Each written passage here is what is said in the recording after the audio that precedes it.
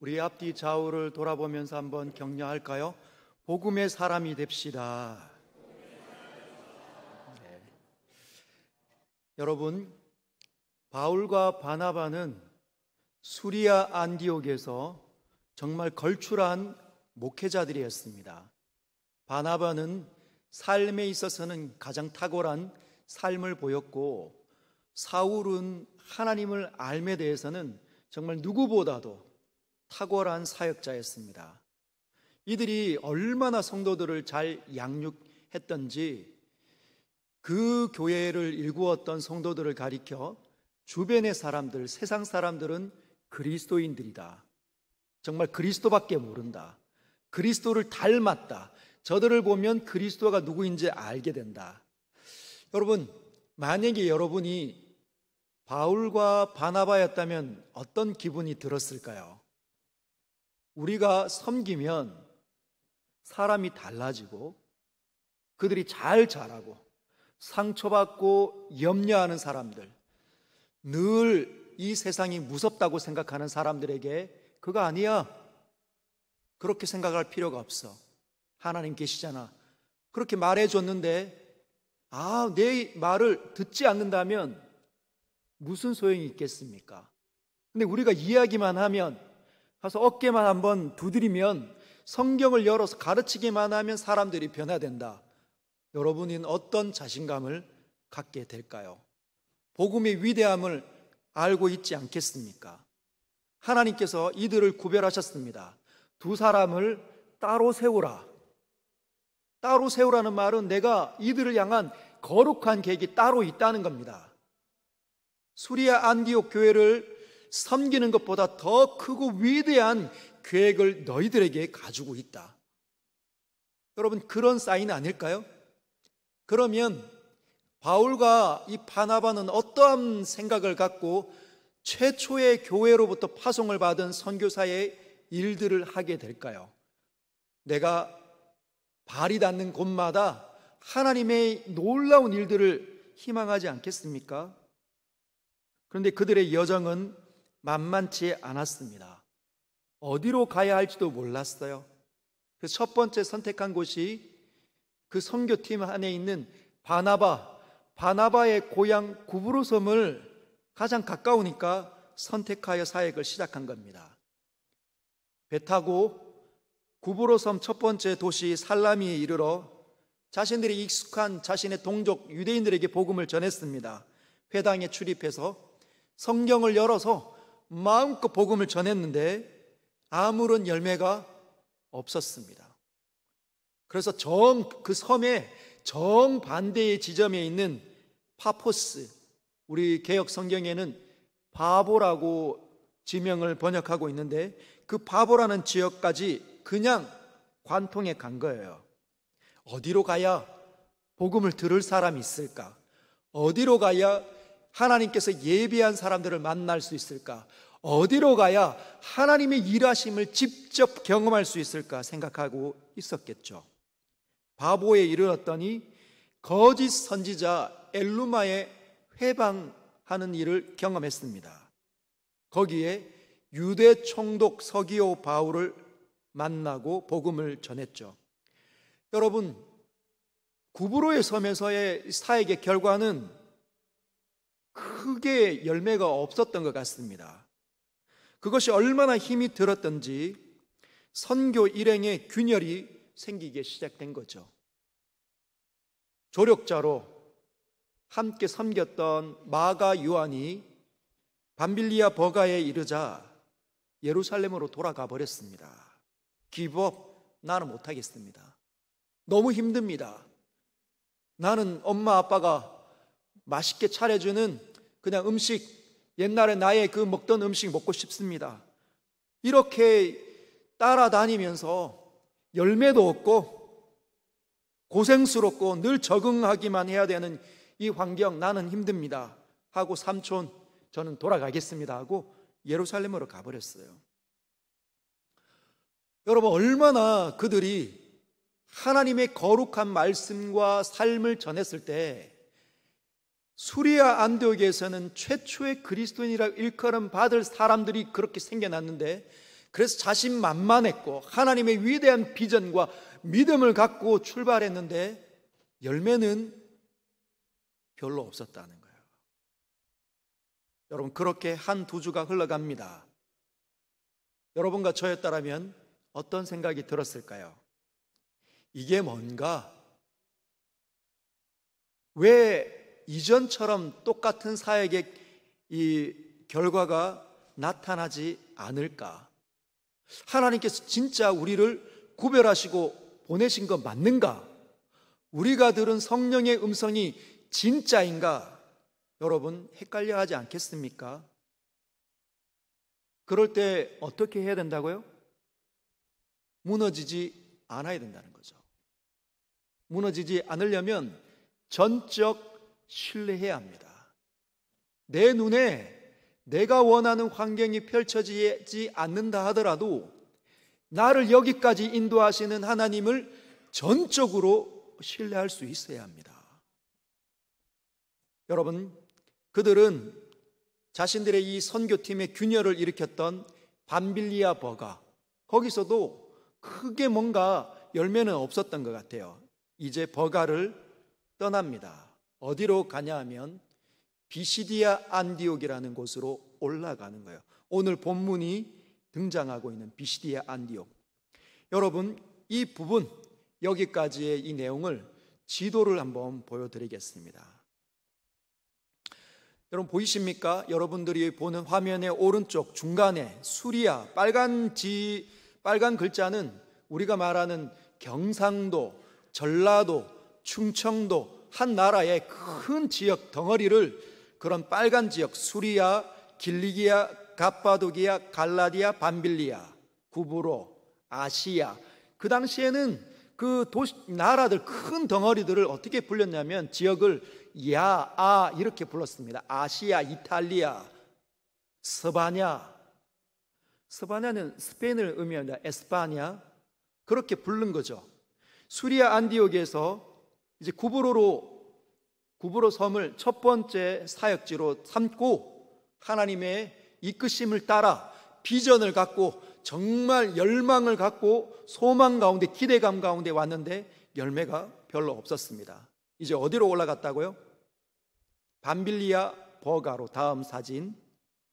네, 밤빌리아에 있는 버가라는 지역으로 항구 도시로 올라갑니다. 그때 마가가 떠나는 거죠.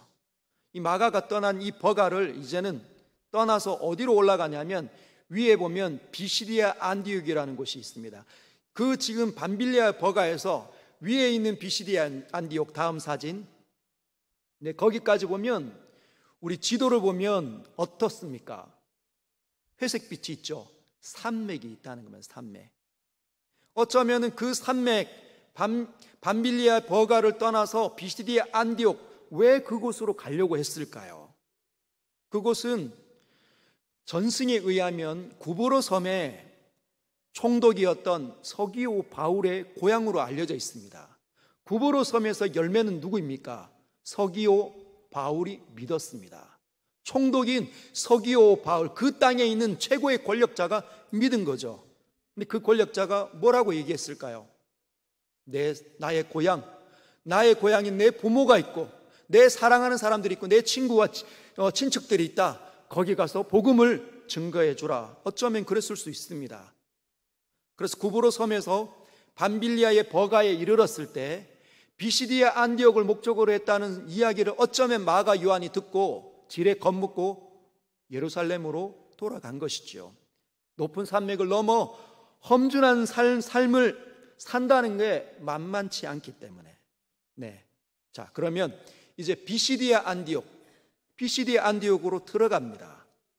여러분, 비시디아 안디옥은 해발 100에서 200m 정도 되는 구릉지대로 알려져 있습니다. 산맥을 넘어 들어가면 평평한 구릉지가 나타나는데 물 공급이 풍부한 곳이에요.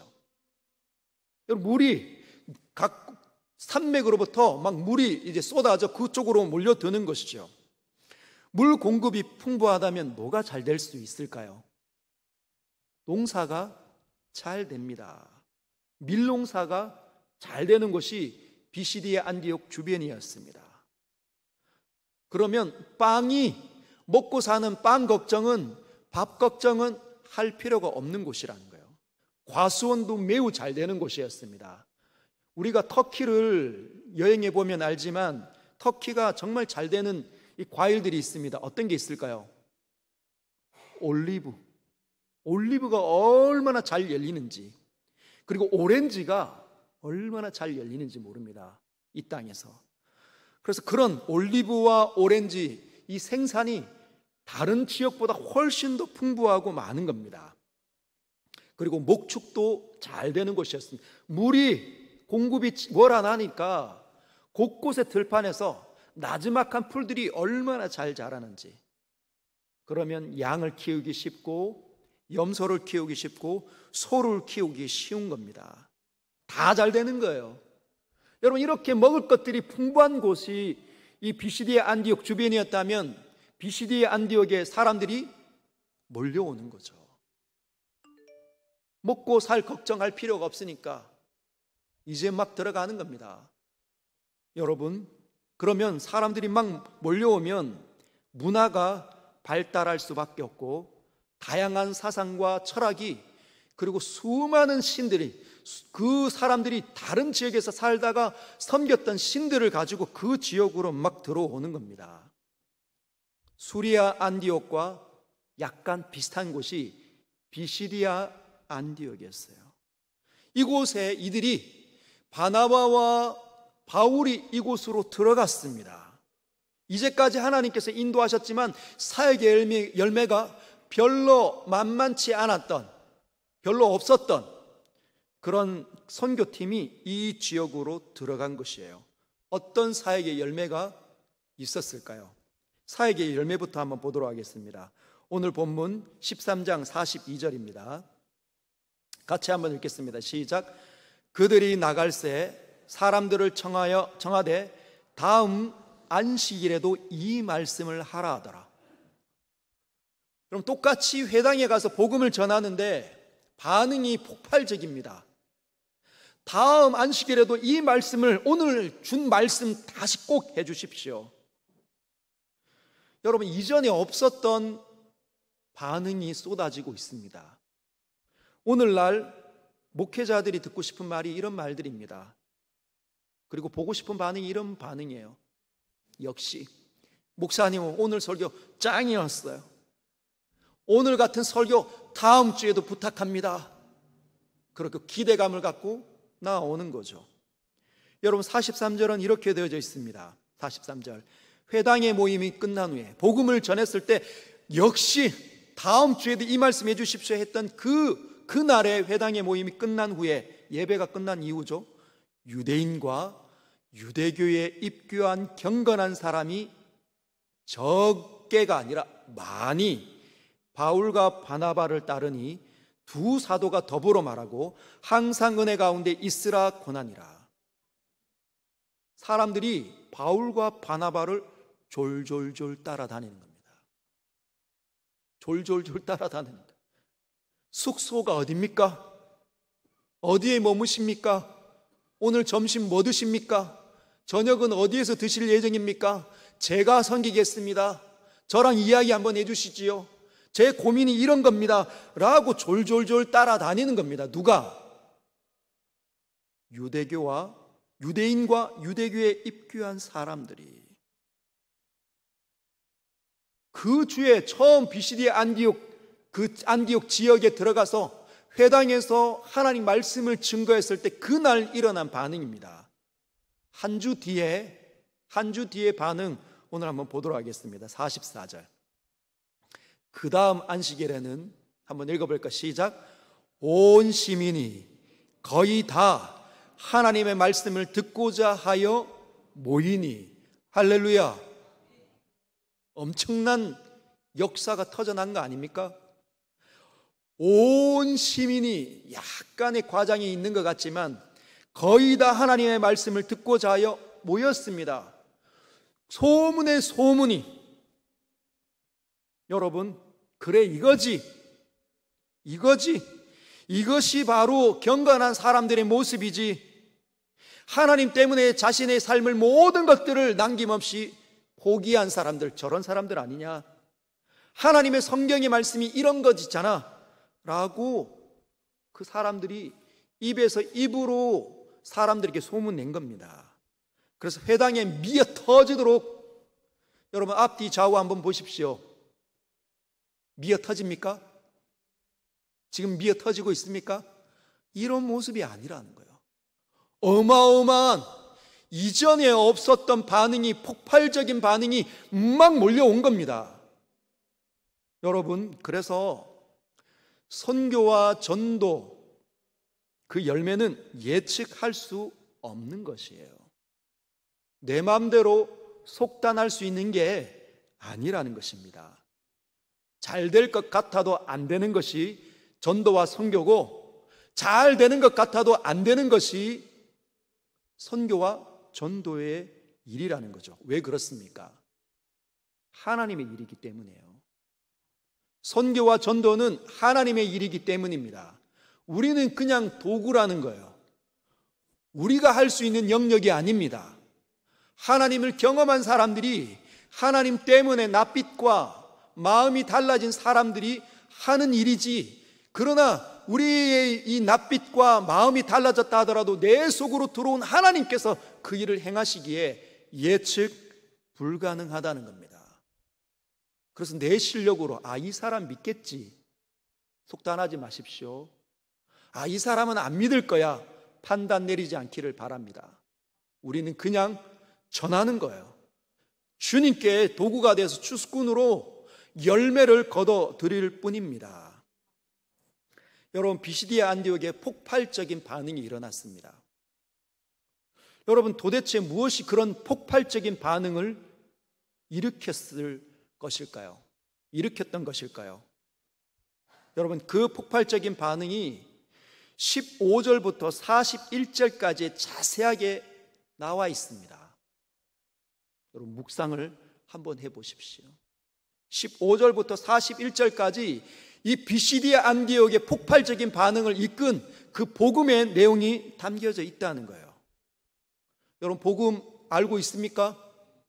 하나님께서 기쁜 소식, 최고의 복된 소식으로 이 세상에 전하는 그 복음의 내용을, 그 정수를, 그 진리들을 깨달아 알고 있습니까? 우리는 15절부터 41절을 자세하게 읽어보면 별로 크게 특별하게 와닿지 않을 수도 있습니다. 왜? 다 알고 있는 내용들이니까.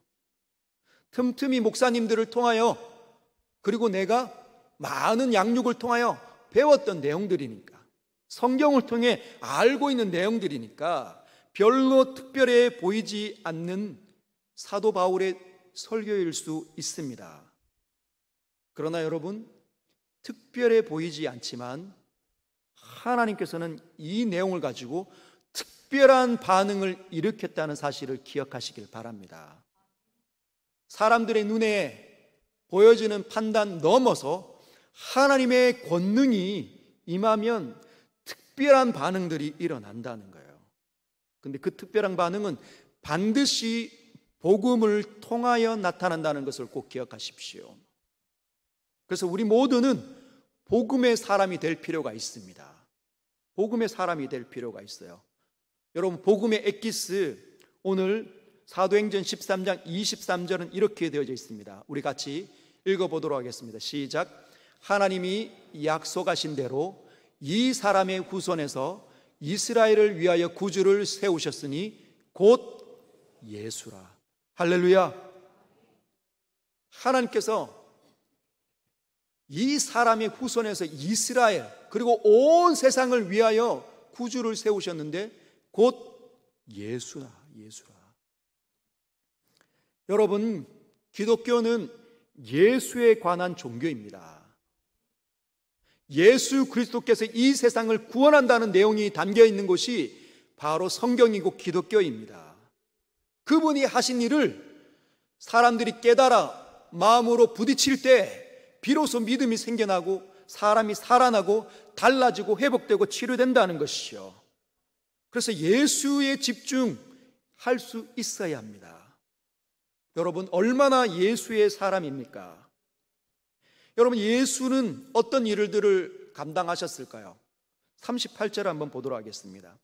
38절, 그러므로 형제들아 너희가 알 것은 이 사람을 힘입어 죄 사함을 너희에게 전하는 이것이며, 여기서 이 사람은 예수입니다. 예수 그리스도. 너희가 분명히 알 것은 이 예수 그리스도를 통하여 힘입어 죄 사함을 받는 것이다. 여러분, 다른 말로 바꾸면 너희에게 죄 사함을 전한다는 겁니다. 너희에게 죄 사함을 지금 우리가 전하고 있다. 이 예수 그리스도를 힘입어 죄 사함을 받을 수 있다는 걸 너희에게 전하고 있다. 다른 말로 바꾸면 예수께서, 하나님께서 약속으로 주신 이 예수께서 십자가에서 죽으신 이유는 너희가 죄인이기 때문이다. 서연의 성도 여러분, 여러분이 죄인이기 때문에 예수께서 십자가에서 죽으셨다는 사실입니다. 여러분 알고 있습니까? 어떤 사람들이 뭐라고 이렇게 반응하지 않았을까요? 뭐라고? 우리가 죄인이라고? 우리가 죄인이라고? 무슨 소리 하는 거야? 나를 죄인 취급하는 거야? 나를 감옥 갈 사람으로 만드는 거야? 근데 뭐라고 얘기합니까? 맞다. That's right. 맞아. 너는 죄인이야. 여러분, 예수 그리스도를 진짜 믿으십니까? 예수 그리스도의 십자가는 우리를 죄인이라고 고발하고 계십니다. 우리가 예수 그리스도의 십자가를 믿는다는 것은 예수께서 우리를 지금 고발하고 있다는 거예요. 하나님의 심판대 앞에 너희는 죄인이다. 여러분, 우리는 죄인입니다. 죄인됨을 아셔야 합니다. 내가 왜? 이런 반응은 옳지 않습니다. 여러분, 십자가를 보십시오. 영원하신 하나님의 아들이 무엇보다도 순결하시고 거룩하시고 정결하게 사시고 흠이 없이 사셨던 그 하나님의 아들 예수께서 우리 대신 죽으셨습니다.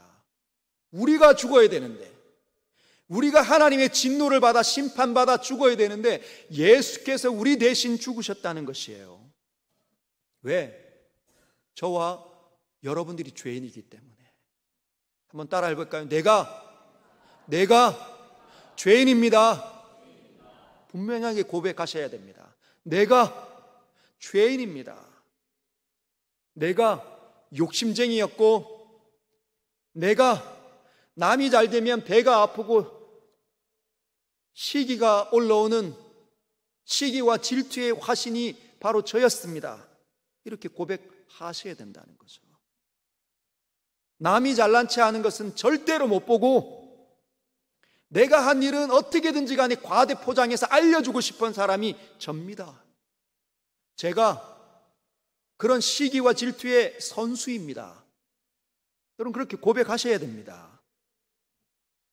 나는 잘 되고 싶고 남은 잘 되든지 안 되든지 관심이 없는, 그래서 내 자식이 잘 되면 우쭐하고 싶은 거죠. 내 자식이 못 되면 말 못하는 겁니다. 남들 자랑할 때 못 끼는 거예요. 아이고 참나, 우리 아들은 더해, 내 딸은, 그런 게 우리 자신이라는 거예요.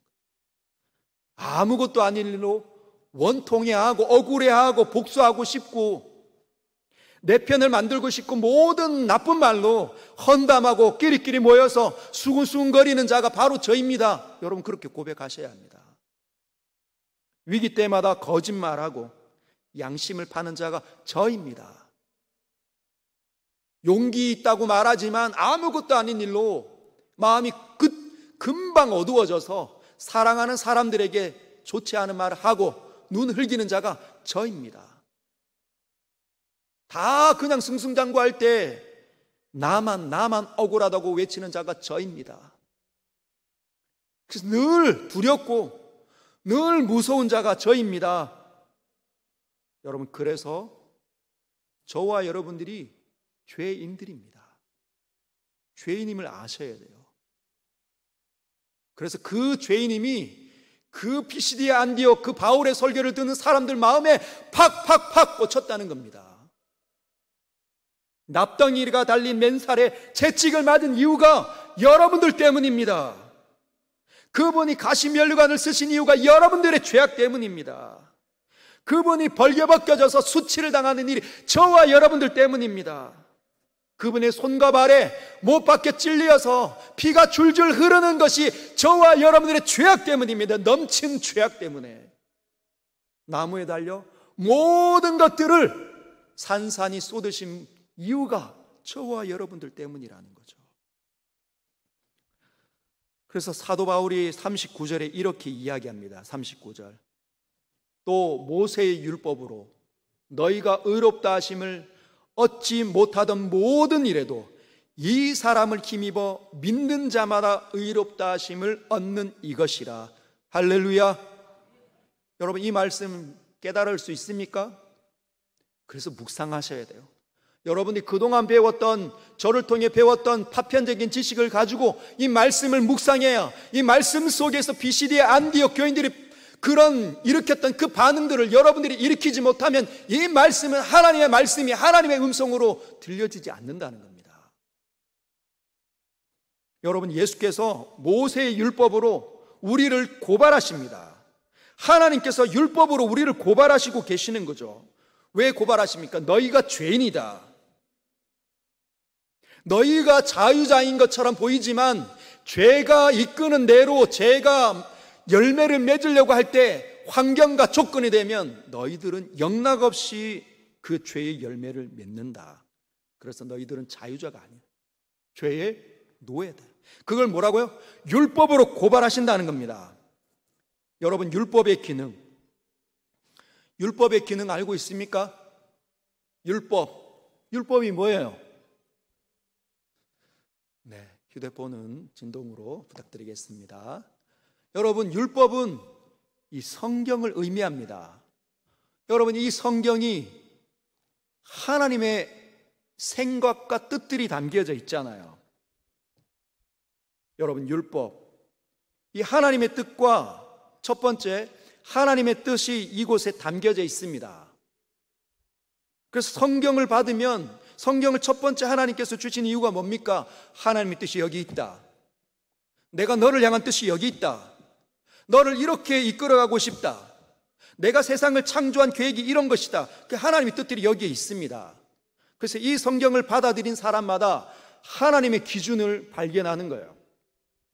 그래서 하나님의 이 뜻들을 이루어내려고 성경을 받아들입니다. 그게 첫 번째 율법의 기능이에요.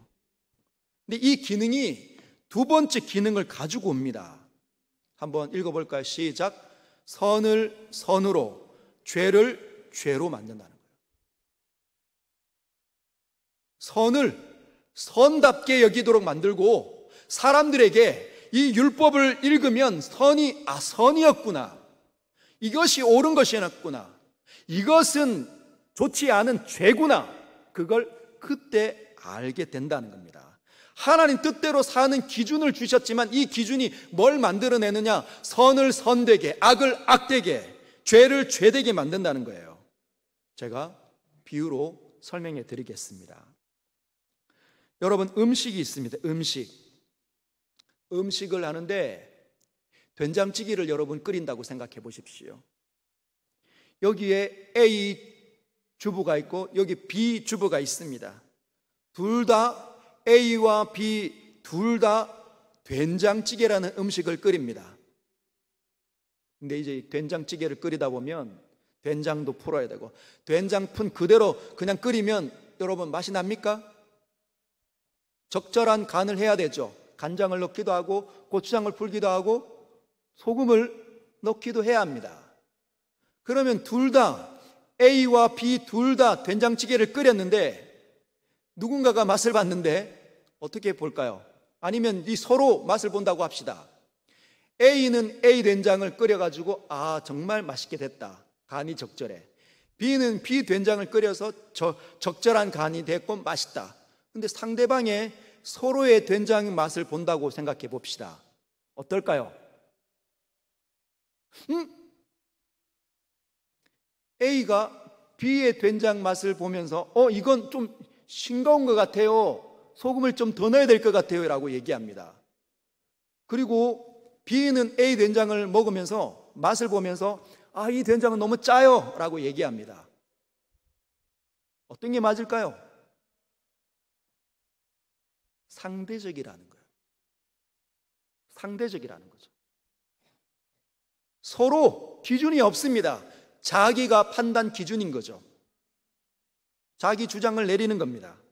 근데 백종원 씨가 옵니다. 백종원 씨가 딱 오더니 A와 B 된장을 다 먹습니다. 이건 뭐가 부족하고 뭐가 안 들어갔어. 판단 딱 내리니까 어떻게 되죠? 종결. 왜 그렇습니까? 음식의 권위자니까. 음식에 관한 한 정말 영향력, 파급적인 영향력, 사람들에게 이건 진짜 맛있게 만드는 거야 라고 알려져 있는 기준자죠. 그래서 이 두 사람이 서로 상대적인 기준에 의해서 자기 판단해서 이건 짜고 이건 싱겁고 이야기하는 것 일순간에 정리가 되는 겁니다. 그게 기준점이에요. 백종원 씨가 된장찌개 이렇게 끓이면 맛있습니다. 그래서 어떻게 하죠? 그 백종원 씨의 그 된장찌개 레시피를 보면서 된장찌개를 맛있게 끓이는 사람들이 있습니다. 그게 마치 하나님의 율법의 기능과 같은 거죠. 말씀이 주어져서 어떻게 이렇게 사는 것이 하나님 나라의 삶의 원리다. 근데 그렇게 살면서 어떻게 합니까? 자기 판단에 이것이 선이야, 이것이 옳은 거야, 이것이 나쁜 거야 라고 수도 없이 말하는 사람들을 잠재우는 거죠. 뭐라고 얘기합니까? 그 기준이 선을 선되게 하고 악을 악되게 만드는 겁니다. 그래서 하나님 말씀이 고발하는 거예요. 너희는 죄인이다 라고 말하는 겁니다. 사실은 이 하나님 말씀이 이 율법이 우리에게 주어질 필요가 없었습니다. 타락하기 전에는 뭐가 이 율법의 기능을 했을까요? 양심이 변질되지 않았던 양심이 기준이 되어서 정확하게 판단 내리는 겁니다. 하나님의 뜻 가운데서. 그런데 이 양심이 타락으로 말미암아 기능이 마비됐어요. 뭐라고 얘기합니까? 내 판단은 말이야, 내 생각은 말이야, 당신이 이게 문제고 당신이 이게 문제고 서로에게 아무리 빗발치는 이야기 하지만 답은 없습니다. 그때 주님이 뭐라고 말씀하시죠? 말씀을 가지고 너희가 문제다. 여러분, 주님은 우리의 모든 생각과 우리의 행동을 비추십니다. 그래서 주 말씀 내 발의 등이요 내 길의 빛이시니입니다. 빛이십니다라고 얘기하는 거죠. 말씀이 비치면 다 보이는 겁니다. 다 깨달음이 온다는 거죠. 누구에게? 성령으로 거듭난 사람들에게. 여러분, 성령으로 거듭나지 못하면 하나님 말씀이 아무리 선포돼도 받아들여지지 않을 겁니다. 왜? 영혼이 죽어 있으니까. 믿음이 없는데 어떻게 하나님 말씀을 받아들입니까? 못하는 거죠. 믿음이 생겨나면, 성령으로 영혼이 거듭나면 어떻게 된다고요? 보여지는 겁니다. 알려지는 거죠. 그래서 그 전에 죄인지도 모르고 막 저질렀던 나의 모든 수치들이 하나님 말씀이 들릴 때마다 우리에게 막 닥쳐오는 거죠. 찔리는 겁니다. 괴롭고 미치겠고 죄성스럽고 수치스럽고, 그래서 후회가 막 일어나는 게 하나님 말씀이 주는 영향력입니다. 그래서 말씀이 뭐라고 얘기합니까? 39절에 또 모세의 율법으로 너희가 의롭다 하심을 얻지 못하던 모든 일에, 율법으로 말미암아 의롭다 하심을 얻지 못하던 모든 일에 어떻게? 고발하는 그 일에 예수 그리스도를 통하여 이 사람을 힘입어 믿는 자마다 의롭다 하심을 얻는 이것이라. 하나님께서 우리에게 정결케 되는, 의롭게 되는 그 놀라운 방식을 우리에게 가르쳐 준 겁니다. 여러분, 27절과 29절에 보면 그래서 예수께서 십자가 지셨다는 거예요. 우리가 하나님 말씀을 지키는데 너무나 무능하고 어리석고 미련하다 보니 하나님께서 27절부터 29절까지 누구를 주십니까? 예수 그리스도. 한번 볼까요? 27절 예루살렘에 사는 자들과 그들 관리들이 예수와 및 안식일마다 외우는 바 선지자들의 말을 알지 못함으로 예수를 정죄하여 선지자들의 말을 응하게 하였도다. 예수에게 죄를 다 뒤집어 쓰이는 겁니다. 예수님의 그 말들을 이해를 못하면서 예수에게 죄를 그냥 다 뒤집어 씌우는 거죠. 그런데 그게 선지자들의 말을 응하게 하기 위해서 28절, 죽일 죄를 하나도 찾지 못하였으나 빌라도에게 죽여달라 하였으니, 죽일 죄를 하나도 찾지 못하는, 죽여달라고 하는 겁니다. 죽여달라고 하는 겁니다. 왜? 자신들이 뭐 하는지도 몰라요. 근데 하나님께서 원하시는 거죠. 29절, 성경에 그를 가리켜 기록한 말씀을 다 응하게 한 것이라. 성경에 그를 가리켜 기록한 그 모든 말씀, 창세기부터 요한계시록까지 있는 모든 말씀이, 여기서 말하는 성경, 구약 성경이겠죠. 말라기까지 있었던 모든 예수를 가리키는 그 말들이 응하게 하려 함이라. 그게 무슨 말입니까? 철저하게 예수께서 십자가에서 죽으신 이유는 하나님의 계획 가운데 이루어진 사건이라는 겁니다. 하나님의 일이라는 거죠. 하나님의 설계를 통해 이 땅에 주어진 겁니다. 어떤 분들은 보험 설계자들, 보험 판매하시는 그분들을 통해 보험 설계를 받습니다. 이건 어떻게 보장되고 저건 어떻게 보장되고, 하나님께서 최고의 설계자이십니다. 구원의 이것 위에는 대안은 없다. 이것 없이는 너희들은 죄 용서 못 받는다. 너희들은 철저하게 죄인인데 예수 없이는 철저하게 그 죄를 감출 수 없다. 무슨 짓을 해도 안 된다. 그래서 최고의 지성이신 하나님의 작품으로 이 땅에 예수께서 오신 것입니다. 저와 여러분들의 죄됨을 반드시 기억하십시오. 기독교 안에 들어왔으면서 내가 죄인인 줄 모르겠다, 철저하게 내 자신이 무능하고 나약하고 어리석고 미련하고 정말 더럽고 그런 죄 덩어리인지 모르겠다, 그분은 아직까지 예수 그리스도를 만난 적이 없을 수도 있습니다. 주님이 다시 오시거나 우리가 하나님 앞에 불려갔을 때 어쩌면 영원한 나라가 열리지 않을 수도 있다는 사실을 기억하십시오. 여러분, 종교개혁 기억나십니까? 종교개혁? 누가 종교개혁을 일으켰습니까? 많은 사람들이, 종교개혁자들이 일으켰지만 우리에게 중요한 인물들이 있죠. 여러분이 알고 있는 종교개혁자 누구입니까? 마틴 루터. 마틴 루터가 1517년 종교개혁을 일으킵니다. 근데 그가 어떻게 하냐? 비텐베르크 성당문 앞에 99개의 조문, 1조는 뭐 2조는 뭐 해가지고 99개, 약 100개에 가까운 반박문을 걸어 탁 제시하는 거예요. 뭘 고발하는 겁니까? 그동안 하나님 말씀을 연구하고 전하고 선포했던 그 교회, 그때는 로마 가톨릭 하나밖에 없었습니다. 로마 가톨릭 교회의 변질, 왜곡을 뭐라고 하는 거죠? 고발하는 겁니다. 여러분, 근데 이 로마 가톨릭 교회의 변질과 왜곡 가운데 중심되는 게, 모든 것들을 파생시키는 그 중심 가운데 뭐가 있었냐? 우리가 잘 아는 면죄부가 있었다는 거예요. 면죄부. 여러분, 오늘 왜 제가 이 면죄부를 여러분에게 설명드리려고 하는지 아시겠습니까? 마틴 루터가 면죄부의 이 부당함을 알리고 싶어 하는 겁니다. 그 당시에는 로마 가톨릭 교회, 전체 교회의 재정을 감당하기 위해서 여러 가지 일들을 해야 되니까, 성당도 지어야 되니까 면죄부를 판매하는 거죠. 딱 그게 무슨 말일까요? 면죄부가 죄를 면하게 해주는 문서입니다. 문서.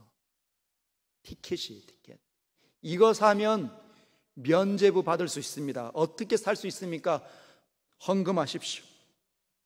금고에 땡그랑하고 떨어지는 그 소리가 면죄부 구입자의 죄가 없어진다는 거예요. 자신의 부모의 죄까지도 없어진다는 겁니다. 이 면죄부는 뭐 하는 거죠? 천국 통행증이에요. 오늘날 한국 기독교는 어떨까요? 오늘 한국 기독교도 종교개혁의 후예로 있지만, 그래서 우리를 가리켜 프로테스탄트라고 얘기하지만 우리 다시 개혁할 시기가 찾아오고 있습니다. 오늘날에도 수많은 면죄부들이 있잖아요. 사형리 들고 갑니다. 대학가에서, 길거리에서 사람들을 만납니다. 사형리 읽어줍니다. 그리고 전도 폭발합니다. 오늘 당신이 죽으면 천국에 들어갈 확신과 자신이 있습니까? 라고 시작하는 전폭 시작합니다. 이 사형리와 전폭, 어마어마한 사람들을 하나님의 백성으로 이끌어가는 정말 훌륭한 도구지만, 여러분 그 마지막에 어떻게 마무리되죠? 영접 기도문 합니다. 영접 기도문. 여러분 영접 기도문 따라하면 천국 갑니까?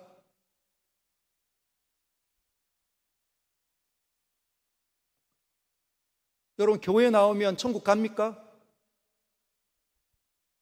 자신의 죄됨을 깨닫지도 못하고 예수 그리스도의 십자가 앞에 눈물 한번 흘려보지 못하고 가슴을 통회하며 가슴을 찢지 못한 사람들이 천국에 들어갈 수 있습니까? 하나님의 영원한 나라 가운데 그분이 예비하신 그 생명에 부유한 나라에 들어갈 수 있겠습니까? 감히 이 문을 열어주십시오라고 외칠 수 있겠냐고요. 아들의 희생제사를 가장 위대한 선물로 받지 못하는 사람들이 그냥 예배드리고 내가 졸든지 마음에 감동이 없든지 예배드리고 문 열고 나가면 그 사람들은 천국 백성이 된 겁니까? 그런 기독교는 이 땅에 없습니다. 하나님을 진정으로 사랑하지 못하면 하나님 백성이 아닙니다. 삶이 변화되지 못하면 안 됩니다. 여전히 죄악을 먹고 마시면서 애통해 하지 아니하며 말을 자꾸만 바꾸면 안 된다는 거예요. 나멘테. 여러분 해코지하지 마십시오. 철저하게 우리는 하나님 앞에 죄인으로서 단독자로서 서야 합니다. 나의 죄 때문에 나의 구주 예수 그리스도가 죽으셨구나. 주님, 저는 예수가 필요합니다. 저를 불쌍히 여기셔서 예수를 저에게 선물로 주십시오. 예수의 생명을 주십시오. 예수의 거룩을 주십시오. 예수의 의를 주십시오. 그래서 하나님의 진노를 면하게 하시고 진노를 면한 사람답게 자유자로서 이 세상을 살게 해주십시오. 외쳐야 된다는 거죠. 여러분 십자가만 있는 게 아닙니다. 복음 내용에는 뭐가 있죠? 부활도 있습니다. 부활 30절 같이 한번 읽겠습니다. 시작. 하나님이 죽은 자 가운데서 그를 살리신지라. 할렐루야. 하나님께서 죽은 자 가운데서 그를 살려낸 것처럼 우리 모두도 죽어가는 사람들 틈바구니에서 살아나는 거죠. 살아있는 사람답게 살아가는 겁니다. 비록 내 삶이 만만치 않아서 자꾸만 구습에 끌려다니는 것 같이 보이고 낙심이 찾아오고 하지만 하나님 생명과 이어져 있기 때문에 다시 일어나 외치는 거죠. 주님이 전부이십니다. 오로지 주님만 바라봅니다. 그 반응이 비시디아 안디옥 그 지역에서 일어난 반응이라는 거예요. 할렐루야. 우리 모두가 복음의 사람이 될 필요가 있습니다. 오늘 이 거룩한 주일 예배로서 하나님 앞에 나아가는 여러분들, 과거에 진짜 예수님을 만났다 하더라도 진정으로 나의 구원이 완성이 될 때까지 예수 그리스도와 연합하시길 바랍니다. 그분의 생명으로 온전해지시기를 바랍니다. 그분을 위해서 사시기를 바랍니다. 나에게 흘렀던 모든 죄악을 끊어내시길 바랍니다. 그리고 하나님처럼 하나님이 원하는 삶을 기꺼이 살아내시기를 주 예수 그리스도의 이름으로 축복합니다. 말씀을